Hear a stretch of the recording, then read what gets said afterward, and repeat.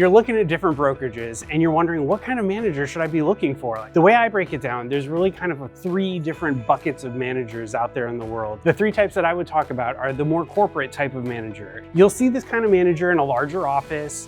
There'll be like 100+ agents in an office like this. They're a little bit of the more old school kind of manager that you would expect. So they're going to spend a lot of time in the office. They're not going to be out in the field a lot. They're going to have a lot of reporting duties to pump up the ladder, which is good, but they also might be a little bit out of touch with like everyday real estating because they're not out there in the field. Another kind of manager might be the top producer manager. And so this is a manager who is also the top producer of the office. And that's how he got that role as manager is, this agent kills it.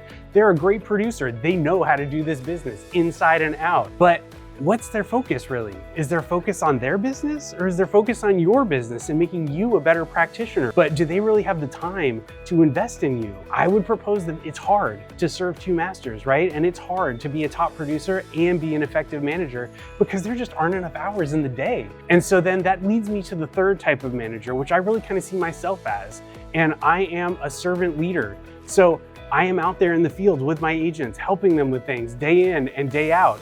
I'm also in the office and I'm there for questions and I lead office meetings. I do my own business. So I am out there in the field talking with clients and I know what's happening out there. But I'm only doing like maybe 10 deals a year and I don't have time to be a top producer and serve all of my agents in the right way, right? When you're shopping around for the best manager, you really need to ask them. So what is your focus? What does the daily life look like in this office? What do our office meetings look like? Because I've seen a lot of different things out there. I've seen office meetings where they're a nonstop rally session of who sold the most last month? Hooray, that person. Well, that doesn't really interest me.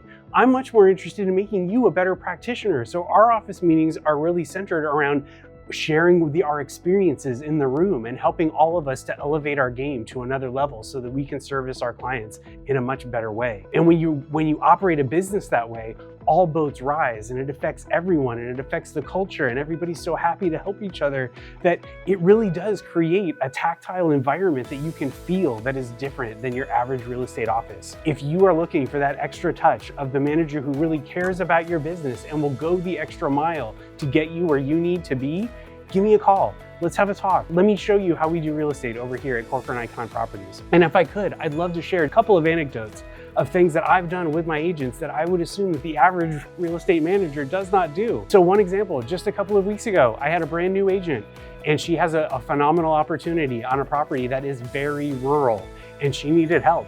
Well, the only time this client could meet is on a weekend, early in the morning.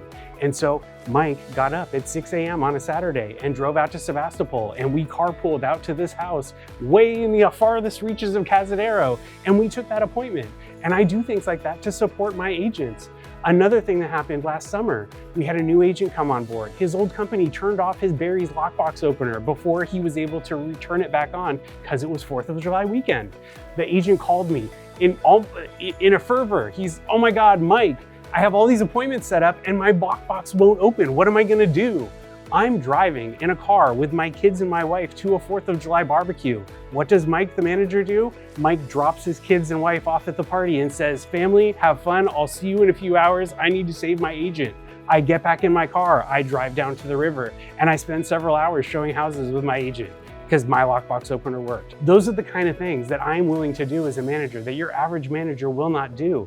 I mean, granted, I'm not gonna be doing this every day. I'm not your personal assistant, but I understand that sometimes you get stuck and you need help, real help that can only be provided by somebody like me. So let me be your life preserver.